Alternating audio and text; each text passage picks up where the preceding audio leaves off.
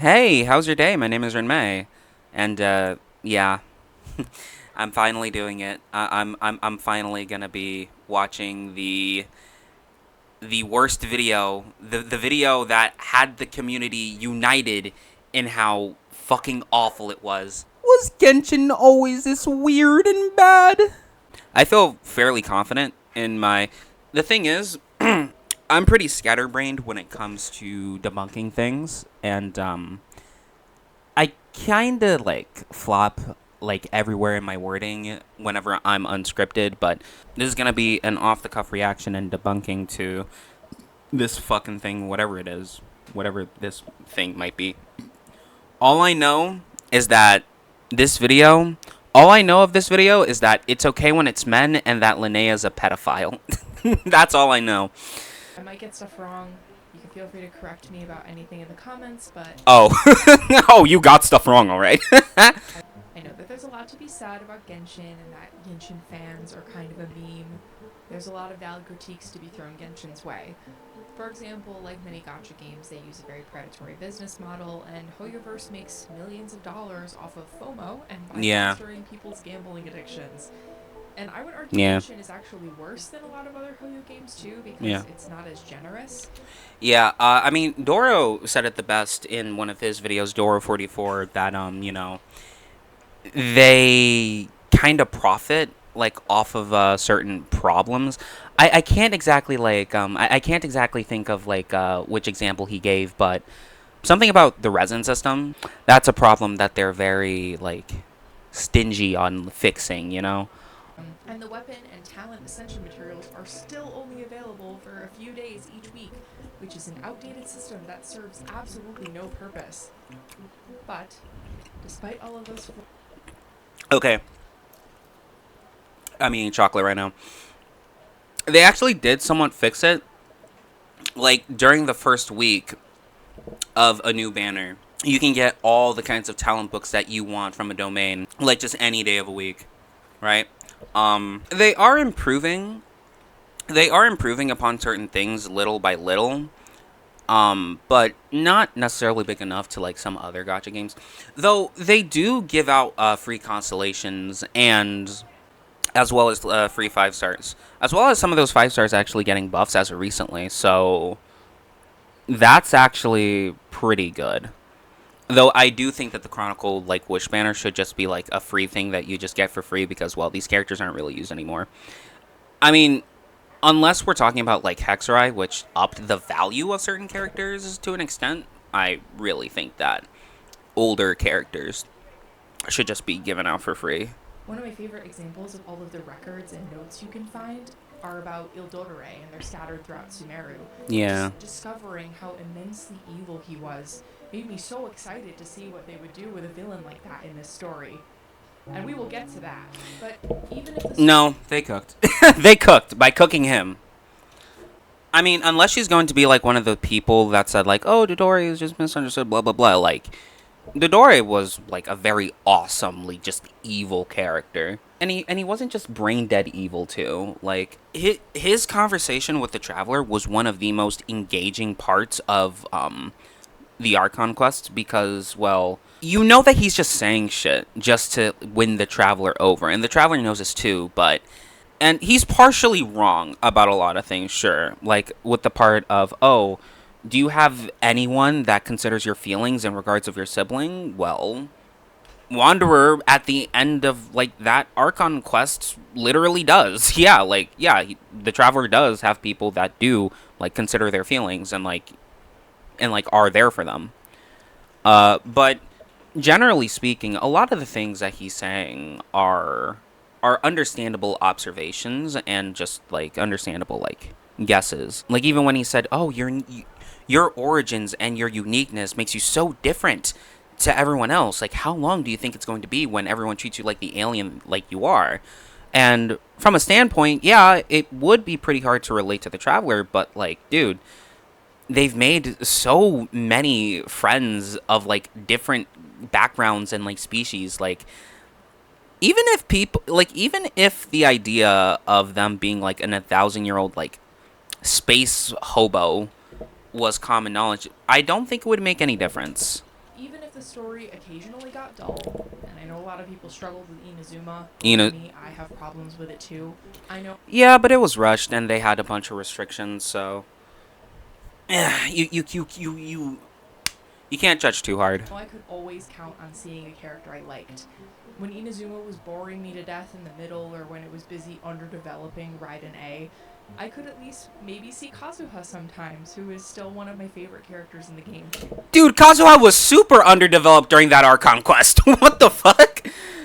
Okay, so I've seen a lot of hate towards Kazuha from some people, and how his character is essentially just aura farming samurai that parried the Raiden Shogun's attack. Which, okay, from an in-universe standpoint, like, that's a very interesting thing for a person to do. Like, that's like an unbelievable thing for a person to do, and rightfully so, he gets glazed. But yeah, I appreciate the save from the Shogun's attack, but guy just shows up and dips.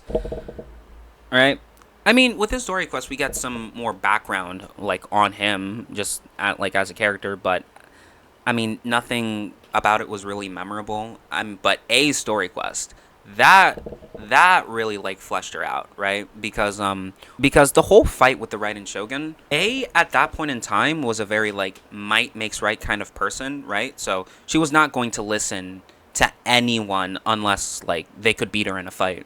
And once the fighting was gone in her story quest, she was just out and about, actually observing the world, giving it a chance, and seeing where her ideology went wrong, which would have never really happened in the Archon quest because, well, she was willing to throw blades rather than throw words. Oh my god. When we talk about bad Genshin, we have to talk about the elephant in the room. Inazuma. And the nation's customs. Mondstadt is... Bro, I'm just vibing with the music. ...largely on Germany, Liu on China, based on multiple real-world cultures, including Mesoamerican society... I'm doing a lot of belly dancing right now. And odd that the region's based on parts of the world where historically many black and brown people have lived are a mishmash of many different cultures, and that the characters are whitewashed versions of these people. It just... Okay, so she's talking about the skin colors of, like, everyone involved, but as you can probably tell from my avatar, I'm a bit of a Negro myself. I never really thought it was that deep, to be honest with you. These are a fictional, like, race of people, so there isn't really... They don't necessarily, like, need to be one for one, like, with the real world all the time. You'd probably, like, want that more for characters that, you're gonna be playing as, but it's not as if Genshin's just, like, completely allergic to making brown skin characters. And also, out of any gacha game, Genshin has, like, the most, like, bigotry going on. Like, they're a little light, but... And they're probably not as under the bed as you wanted them to be, but that's still far in terms of, like, representation in gacha games go. And one of the major problems people had was the characters' access to modern technology and concepts like motorcycles, flying guns, rollerblades, and DJ sets. I'm not even necessarily mad at the idea of having more modern tech in Natlan, but the problems lie more in the execution. First, Natlan made a point to set up an aesthetic style for Natlanese technology, like that within the ancient Sacred Mountain area. But then they only used it in that area. Yeah, because it's ancient technology. It's not modern. I mean, the reason why the technology doesn't look like that now is, like, right in the name. It's fucking ancient. I always found the argument of, oh, the technology looks too contemporary to be a bit exaggeratory because, yeah, it's definitely bright and colorful and, like, what have you, but to me, they always just looked like 3D Aztec paintings, really. I especially like how once Nodcry came around, people were just completely accepting of it, right? Because, I'll be completely honest, when I first saw Yehoda, she looked so much like a ZZZ character, but I guess people were just so over Mexican motorcycle land that they didn't really care. Each nation in Teyvat has a divine ideal that is represented by the Archon.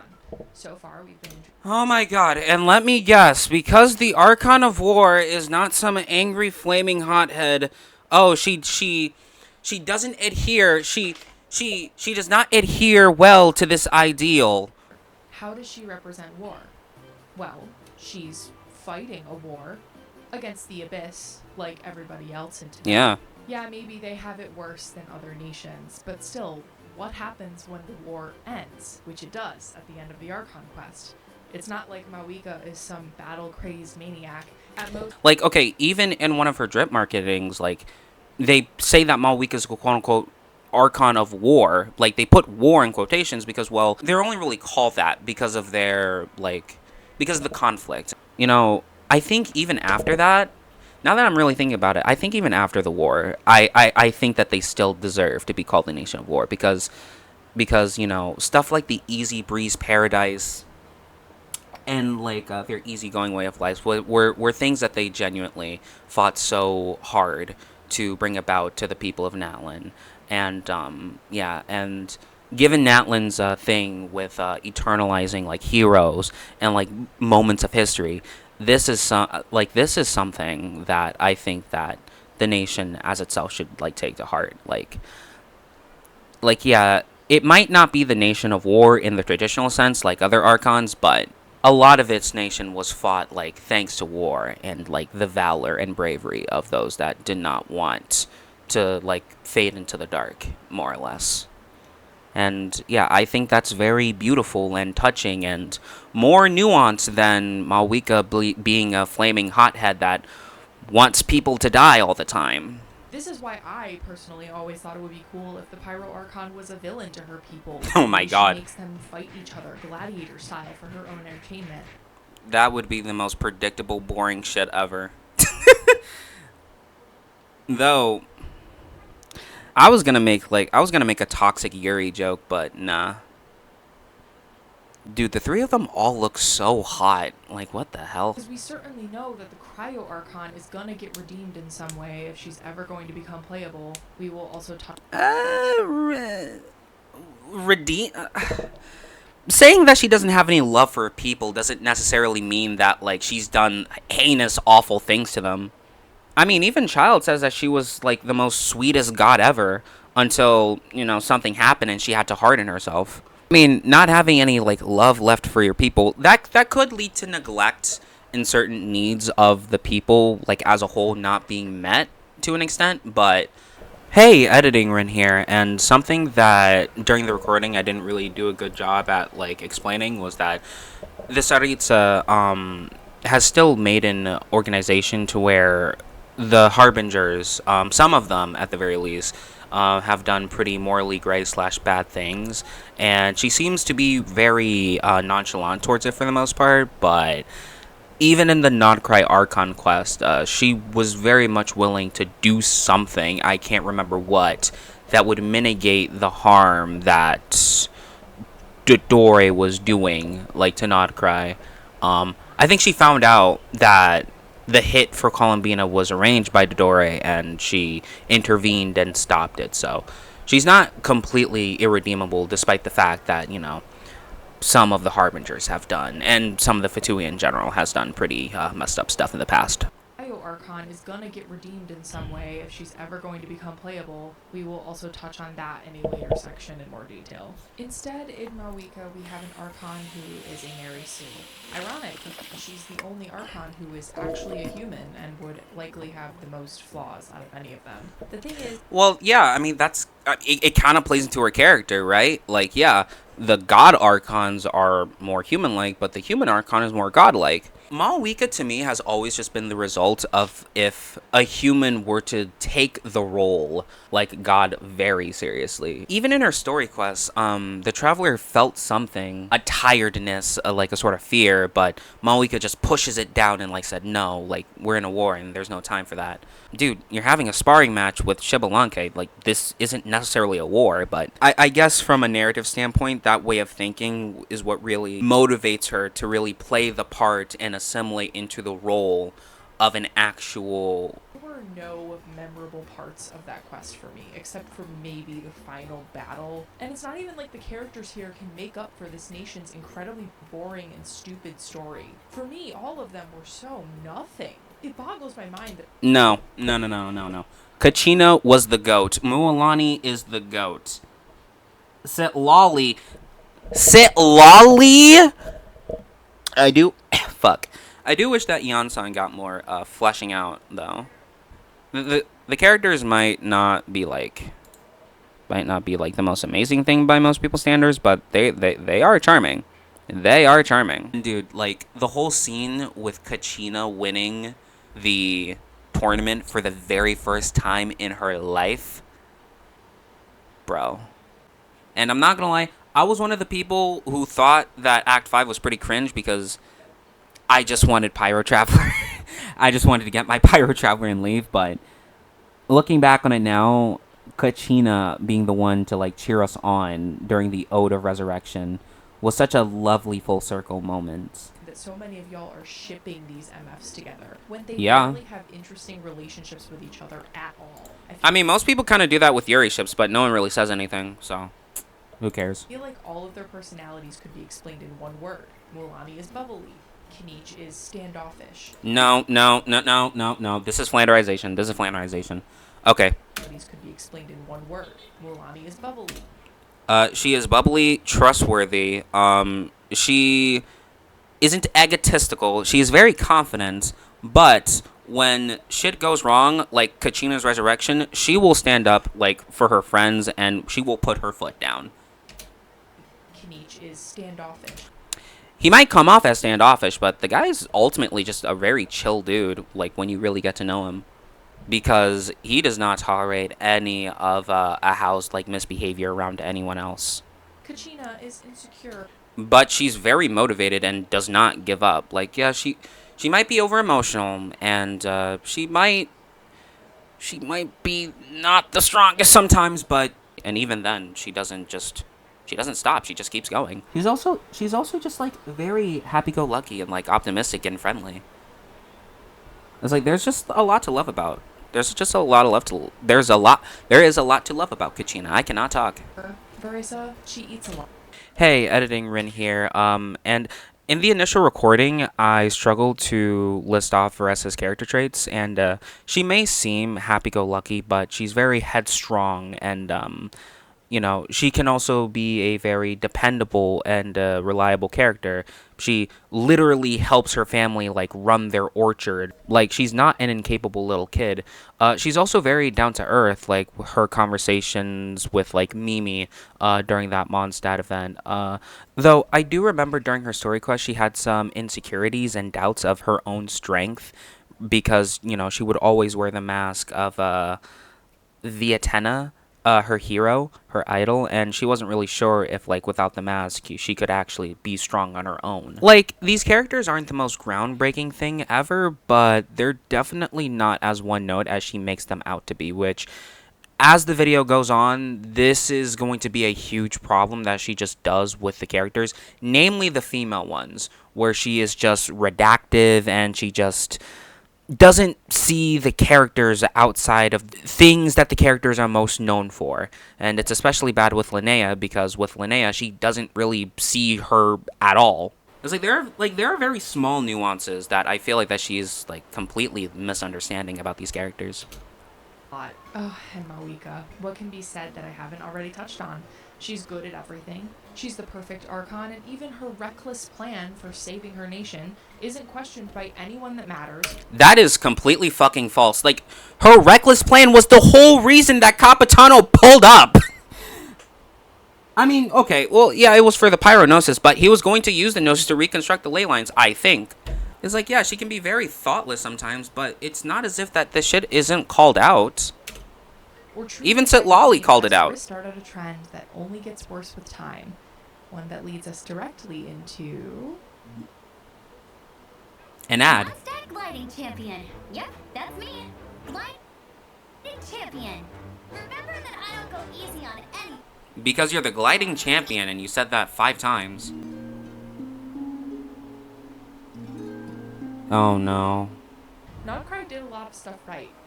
But the true problem with the region unfortunately falls on the back of one character for me. One Don't that say was so Colombina. highly Don't say anticipated, Colombina. not Don't just say by me, Colombina. but She's by gonna say so many Colombina. people in this fandom. She's gonna say Because she Colombina. delivered so little. Oh my fucking... Colombina. Fuck! I know people are always like, you just had an image in your head of what you wanted Colombina to be, and now you're disappointed that it didn't happen. Yeah, And even if because that that's what it is. partially what other characters say about her. Here we go. Child's voice line about his fellow Harbinger points the most to a scary character in Colombina. The Fatui Harbingers are ranked by strength, and I have no idea why that... Yeah. It's almost as if that he didn't actually knew her that well. He just saw someone who was ranked high and someone who was like super detached from pretty much the entire world around her, and just was gotten like a weird feeling around it. Like even in one of Sandrone's trailers, she's just singing. Colombina's just singing outside of Sandrone's door. Like, yeah, that's weird. She's socially inept because she's socially inept and just like very weird. Like her head is just in the clouds all the time. If you put in a voice line about Colombina not being what she seems, then people are going to listen to that and assume that she's not what she seems. And there's Fair. nothing wrong with that. I think people just aren't willing to admit that Genshin has bad and inconsistent writing sometimes. No, I think this is like really realistic. Like, yeah, people can get other people wrong. Like, no, like this is very much real. Colombina was long known to be the third Harbinger. It's also been known for a long time that the closer they are to number 1 in the rankings, the more powerful they are. Colombina being number 3, especially right below Dottore, who is notably unhinged and evil, suggests that she is not only similarly powerful, but also similarly devoted to her work as part of a major villain faction. The Fatui, they definitely have bad people, like, in their ranks, yeah, but for the most part, I really just do think that they're just highly dubious. Because look at the captain. Literally look at Il Capitano, rank number 1 of the Fatui Harbingers. Is that really a person that you can consider evil? No. She's actually just a damsel in distress. Holy Like crap. her name suggests. She's timid and soft-spoken and gentle, and she's shy at first, but eventually opens up to you, and you are the most special person in her life, even though you've known her for maybe 2 weeks. Editing Rin, back for a third time, literally just here to say that she just completely ignored the entirety of Colombina's story for the sake of saying that. Colombina literally played a huge role into defeating Rerir and Dottore, despite her being like the point of conflict in a sort of weird way. Like the both of them wanted her power, but she still did her part rather than letting everyone else do it for her. I mean, even Arlecchino acknowledges how much he's grown, saying, hey, you were a lost dove, but now you've grown so much, like, and I'm proud of you. Like, no, she's only paying attention to the parts where she's, like, waifu-ish, rather than just, like, the silent strength and her character growth. But no, none of that matters because of your surface-level interpretation of her. And it's only ever surface level. Right? It's like, she's the people that Paimon's paraphrasing was for, right? She's so weak. She can't do anything by herself and probably would have died if the Traveler hadn't rescued her. Editing Rin, back yet once again, and you see my point here?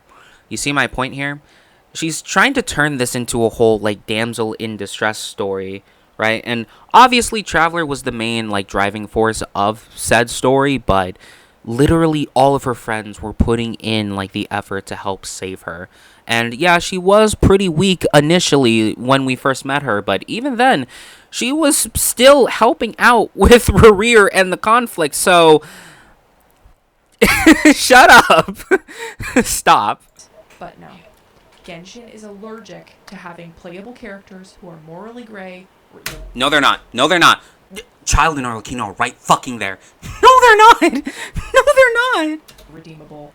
This leads to what I lovingly refer to as The ads. little did you know, though, that there is a secret third option, which is what they did to Capitano. A combo of options 1 and 2. They redeemed him, and then still killed him off. And Capitano didn't necessarily need to be redeemed. Like, okay, the introduction between bro, like even before Capitano was introduced, like we know that that he fights with honor and that he does not resort to underhanded tactics.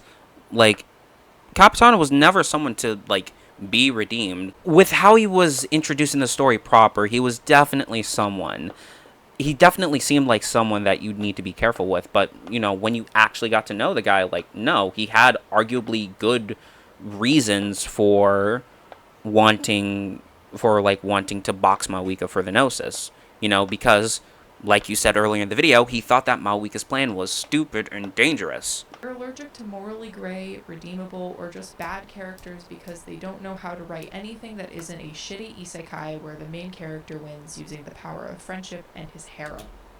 This is the most what version of Genshin? You know what? I think that this person pays so little attention to what's actually going on in the story. They just sort of fill in the gaps with like every other fantasy story that they've like seen ever, right? Oh, speaking of harem. Oh no, no, no, no. Dive headfirst into the misogynistic fan service. Alright. It's an detached sleeves, short skirts, also known as the coochie flap, thigh high. The coochie flap. The best kind of flap. Socks or boots. But they were nowhere near as bad as they are now. These women... They're literally the same thing. I mean, okay. So, something that people notice is that, like, the shoulderless short skirt dresses is a design trait that's kind of been going on since the beginning of the game. Like, all three of these characters, all released at different time periods, have the same design template. It's just that Lama just has, like, more milk. I want to hot dog her tits so bad right now. A woman who feels objectified just by looking at these designs. You feel objectified looking at fictional characters. Go outside. Go outside, please. This ought to be fun. One of my least favorite recent characters is Lali. Oh my god. I know, a fan favorite, but I'm sorry, I do not like her. I think Lali's design is like fire. You know, unlike everyone else, it's very like tribal, which, you know, definitely conveys that you know, she has like the most ties to the spiritual. I mean, even like the colors like of her outfit like conveys that she has like the most ties to like the spiritual aspect of the Masters of the Night Wind. Even the little charms like right here in like her hair definitely convey that. There's also like I think a lot of like celestial star imagery in her dress somewhere. Okay, I don't really. Okay, okay, I was just going off of memory, but just like looking at it, it looks like a night sky, which, you know, is in line with the Masters of the Night Wind. She's also a bit of a hermit too, right? Because, you know, she's not really. She's sort of she's sort of wearing like a leotard and like a stylized loincloth, which definitely look nice, but they definitely, you know, tie into her very like, I guess, like slobbish and like a lazy kind of personality. To see Lali's outfit, it's the same thing with Mawika. Okay, this is gonna be a hot take, but I think that her her back in the past Archon outfit sucked. Because, okay, someone, and this is not an indictment on the modeler that, you know, made the outfit, someone turned her old Archon outfit into a 3D model, and I'm not gonna lie, that one her old outfit as a 3D model kind of sucks, and it kind of falls into the same problem of it being yet another shoulderless dress with a short skirt. And also, I think that her biker aesthetic really falls in line with like her character and just like her whole theme of just like moving forward, like regardless of, you know, you just moving forward regardless. And I also like the modernized tribal symbols, like on the side, like right here. And, you know, there's still like a hint of like tribalism, like on the shoulders, on the neck, and like on the like on the wrists of the jacket. So it's not completely lost. Like, it definitely feels more modern, like other Natlan characters, but there's definitely still enough of like there's still like a hint of the tribalism to me that at the very least grounds it enough. The sleek, simple like black track jacket, you know, it definitely makes her stand out, and like she's very like it makes her feel like very beautiful and like confident, you know, to where you can definitely see a lot of her form. So yeah, I really like her design a lot. And we have Veresa. I was really excited about this design when I saw the silhouette in that same teaser we were talking Oh my about god, earlier. this design is literally golden. So this design is based off of Lucha Libres, which is a tie to her fighting style. You know, her acrobatic and like, you know, fast-paced fighting style. You know, where she uses a lot of like wrestling moves. The baby pink and blue aesthetic definitely gives the feel of like this is a more simpler character that enjoys like the finer things in life. You know, like she does in her actual like story quest. Also giving her like a very like air of just like cuteness, right? She has bandages like around her like fingers and face, and just like I think a bandage themed hair clip, which definitely shows that like okay, this character is cute, but there's definitely some strength to her, right? Because of like, you know, the belt and like the sharp ends like around the sharp ends around the things on her ponytail, and like the horns too, right? And like there's definitely these small visual cues that definitely tell you like, yeah, okay, this character is adorable, but she's also like very fierce in a way. Work makes me mad in a similar way because they literally took an already very revealing outfit and made her more naked when she made the transition from NPC to playable character. I think that the included white of the design makes her feel more ethereal and like a ghost, right? Because in her story quest, she has this like skill where she erases the memory of herself from other people's minds. So you know, to most people, she's clearly this enigma. And also, this fits pretty well with her combat animations, right? Because you know she's like a master at like swordsmanship, and obviously she's very fluid and like efficient and like fast, and she wouldn't really need all that protection. You know, she's just like a silent ghost who is just very strong and who is very invincible and who does not get hit. And I find her quiet strength to be really, really compelling. It just sucks because she would be perfect if she wasn't almost naked. Editing Rin here back, I really dropped the ball when it came to defending Lauma's design, because Lauma is literally based off of a creature from Baltic mythology that's quite literally known for being naked, and she acknowledges this too. Candy acknowledges this too in her video, but she's just complaining for the sake of complaining. You can't convince me that Lama isn't meant to be sexualized by the game when she makes this face while bound by Ray Rear. Uh, And to be What? sexualized by the game when she makes this face while bound by...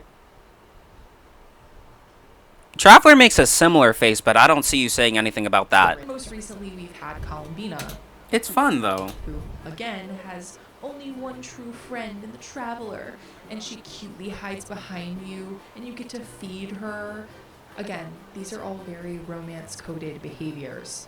The Traveler is literally represented as her savior and dance partner in her trailer. It is a pattern at this point. Can we please let women have more interesting relationships with the main character than being their shy waifu all the time? Yeah, but this is just, again, you just like belittling the characters and just like not just kind of refusing to see like the nuances of just like everything just to make this point. Yeah, they're definitely fond of the Traveler, and there are definitely moments, but that's again not all there is. And again, This is just fan wrong. service is never equal opportunity. Veresa, I'm getting to you now. She was tailor-made for the feeder fetish. I can't No, it wasn't. No, it wasn't. No, it fucking wasn't. food going into her stomach, and her stomach like... Okay, that was just not the. That was just not the intention. Editing a review here. In the process of making this video, Lana has been released, Oh, and God.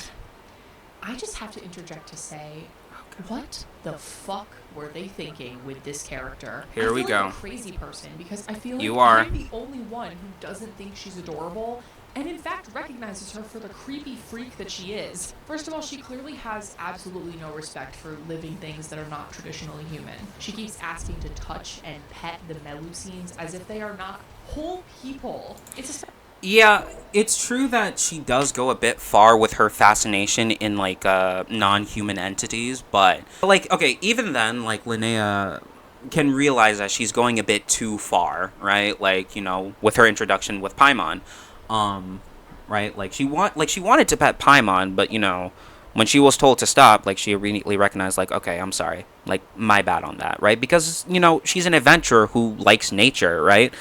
And she's just really fascinated by different creatures. And, you know, sometimes her fascination can just overwrite her ability to be civil sometimes. Her trailer Jesus is sickening for the same reason. She fantasizes about being rubbed up on by Seedream, who, again, looks like a child.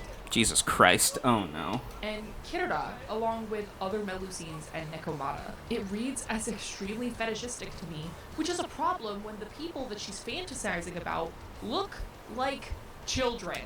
Jesus Christ. She just likes cute things and creatures. And, like, she literally does this with other creatures that aren't exclusively, like, children looking, like saurians and other such beings. Like, yeah, Melusines are cute, and there are probably some people that want to just, like pet them. Holy shit. Like, you are definitely reading into this. She chases these people around and doesn't seem to let up after being told multiple times to She does. Like, okay, she literally does. multiple promotional materials. I mean, at least her character quest wasn't as bad. I won't spoil it, obviously. What do you mean wasn't as bad? Talk about content past Luna 5, but I still don't find this character appealing or compelling at all. One would What? Dude, Linnea's story is like the epitome of heartwarming. What? You just... Bro, like, Linnea, like, in her story, she's been shown to be, like, a highly, like, responsible and, like, reliable, like, advisor of the Adventurers Guild. Like, she's gone through, like, a lot of tragedy and uncertainty, but, you know, she's still, like, willing to face it head on. And even with, like, her older sister, basically, wanting to antagonize her, she still wants to support her and be there for her. Like, yeah, there's so much more to this character than just, oh, hey, I want to touch cute creatures because I think they're cute, and you reading into that. You're ignoring, like, a lot of, like, the nuances of characters for the sake of making these, like, honestly dog shit points. need to debunk something I've heard both in this fandom and in other fandoms with regards to sexualized character designs. She should be able to wear whatever she wants. It's feminist to let women express themselves how they want. And it's also feminist to not, like, degrade women into being waifus all because, like, they're cutesy and whatever. But, like, you did that for Colombina, you did that for a lot of other characters, and, you know, you basically just, like, reduced, like, so many, like, female characters and their accomplishments, like, just because of, like, you know, a few moe moments. Like, Lolly is so, like, smart and reliable, and also she has, like, a bit of loneliness, and she tends to push people away. And, like, she only opens up with the Traveler not because, like, there's some handsome, hot guy, but because, you know, they actually get her to see, you know, life in a different light. I mean, he says, like, hey, just because you're immortal doesn't mean you shouldn't make friends. It just makes it more important that you remember them. And, like, if you don't have anyone to remember, then let me be the first person to remember. Like, there's so much more that you're fucking planes. There's so much more that you're just not understanding. They are animated in revealing outfits and drawn in uncomfortable poses and written into compromising situations on purpose. These developers have control over how these women are portrayed, and they choose to portray them increasingly as vessels for hypersexualization, fetishization, and fan service. But, again, there's just not all there is to them. This is just you being, like, reductive of, like, what these characters do and who they are for the sake of making arguments, which honestly is more anti-feminine. Like I I am an NSFW artist, and I draw like all sorts of crazy shit with these characters. I drew a Eula and Amber making fun of a Mitatrol's dick. I drawn like Mizuki with a cock. I have drawn Varessa's ass like 3 times, and even I can understand the nuances of these female characters more than you. Let that sink in. There are even more cop-outs, like Flynn's being a victim of suicidal ideation, but, like, he actually just went sleepy for a really long time. Or like Nicole, who is mute in name only. She just talks in people's heads for a long time. Like, yeah, but like, even if it's not the literal thing, okay, like that's kind of the good thing about like, I guess like metaphors and stuff. Like, it doesn't have to be the literal thing for you to actually like relate to it, you know, because like feeling that you're at like your wit's end and that there's no one really around to get you, and wondering or not like whether or not that there's even a point in being alive is something that a lot of people like felt, even if it like wasn't exactly like suicidal. Suicidal ideation, but like, he actually just Flynn's slumber was no trivial matter. He made it through He made thorough preparations for selecting stone slates and laying down an altar, sealing himself and using the most ancient rituals. No mean price would make it would would it take to reawaken this flame, and its location, rarely visited by humans, made it less likely to be disturbed. However, this foolproof tranquility, this death-like slumber, ultimately vanished in the thunder of a rainy night. The writing here feels more, to me, the writing here feels more figurative, but rather than just like him saying that he was just going to sleep, but you know, because Genshin definitely has like fantastical writing when it comes to like written dialogue. So, or like Nefer, experiencing racism at the hands of the academia, while having the palest skin you could possibly imagine.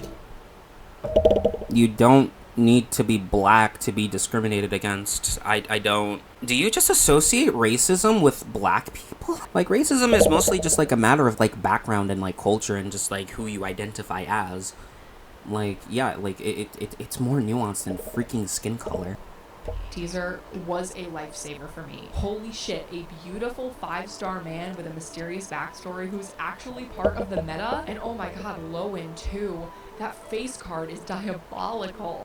Quick side note, Lohan was actually super fetishized to an extent during his marketing. But no, she willingly ignores and enjoys that because fuck women, I suppose. I understand that she made a follow-up video saying that she didn't really know these sort of things ahead of time, but even in her follow-up video, she doubles down on her blatant sexism. It's been so long since I've been excited about characters like this. Most of the time now, I'm just like, Yeah, of course. Nicole's not my favorite, but I guess I'll pull for her in the... If Nicole was a guy, you would not be saying this. Like, holy shit, dude. Like, when it's a dude, you know, like, you're not willing to, like, flanderize them and, like, you know, you're actually willing to, like, lock in. Like, come on, man. I feel like the only sane person in any given comment section on the internet. Like, I'm the only person who sees this game for what it has become. No, you're not. like, dude, this video has been, like, railed so hard. There are literal memes. Okay. Okay, let me go out of full screen. Like, let me show you. Pedophile is your profile picture. You got a gay pedophile as your profile picture. He's not gay? Nigga, I'm not a pedophile! Hey! Gay? Nigga, I'm not a pedophile either! Hey! Why you... Dude. Oh my god. Nigga, I'm not a pedophile either. Dude. People just refuse to be critical of this game despite enjoying it and knowing... I mean, that's not true. Like, people are very critical of this game, but, you know, they don't, like, ignore, like, what's good about it just to make complaints, you know? Like, I'm not over here, like, saying that, like, Lohan is, like, some creepy weirdo that, like, is evasive and who's only really made for, like, the fetishistic people that like enjoy being controlled by like, because honestly, like that's the same line of logic like with some of your arguments. But it's quests like Durin's story quest, a beautiful tale of the devotion of motherhood and learning to make your own way in life, that give me very cautious optimism. Yeah, and there's also quests like Linnea's story quest about, you know, love and acceptance, finding your true family, and facing what life has to offer, even if, like, you know how it's going to end, and that the experience itself matters. There are beautiful story quests like Sit Lollies, where it's like, okay, even when you're different from other people, that doesn't mean that you should just shut yourself in, and that you should actually experience life and experience people that, you know, you can remember even like when they're gone, and just so many other beautiful things. And Varessa's story quest about finding your own strength. It's a very simple quest, but just finding your own strength, and how Varessa, like again with the Mondstadt limited time event with Mimi, like tries to, you know, pass on that strength to like Mimi, and, you know, tries to like encourage her, you know. Like, yeah, there are plenty of beautiful quests that you clearly underappreciate. Between speed, reliability, and value. They said Genshin was good until this happened. Oh, dude, the guy... Oh, not the guy. Bran Online made... Dude, Bran Online's video about this was just as long as this recording. Holy shit. Bran Online's video was actually just as long as this recording. Though my recording's a bit longer since I tend to stutter over my points a bit. Yeah, but that was... Was Genshin always this weird and bad? Bottom line, no. No, it wasn't. Genshin definitely has its weak points, and she definitely made some points that, you know, I can somewhat agree with. Kind of like with Inazuma, right? And, the shilling of certain events, and, yeah, but so much of her video, like I kept saying this, but so much of her video is just so reductive of just, like, certain characters for the sake of making points. And, like, I just don't like it. I just don't like it at all.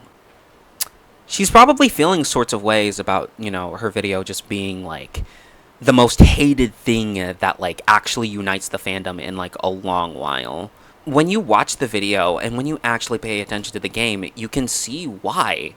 Like, you're just ignoring so much for the sake of saying things. And it honestly just comes off as disingenuous, and that you just want to hate the game for the sake of hating it. You know, you are allowed to have your opinion about the designs, but just don't be, like, disingenuous about, like, everything. And there are definitely things, like, okay, you know, I can let go, like, your opinion of the Natlan Archon quest, and, like, your opinion about some of the designs, but the redaction of female characters, just for the sake of saying that they're objectified when, you know, I think you objectively objectify them more, is honestly astounding. Like I say this before, and I'll say it again, I draw the most crazy... Well, okay, well, compared to some of, like, the other, like, Genshin NSFW artist peers in my area, my art, I think, is, like, on the more tame side, I guess.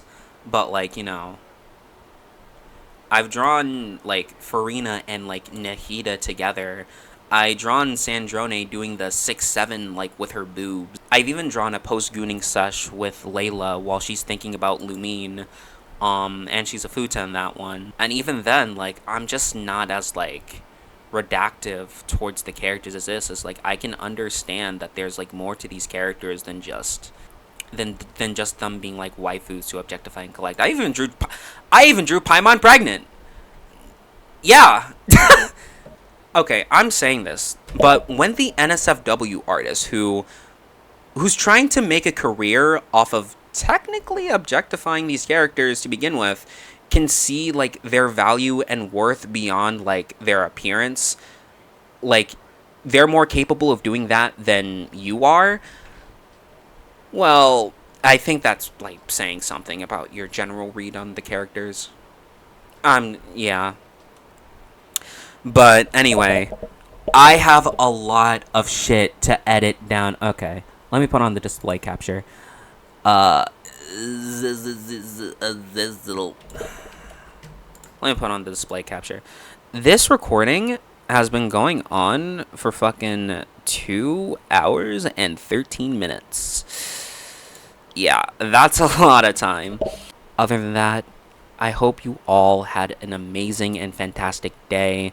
Stay marvelous, everyone. Thank you.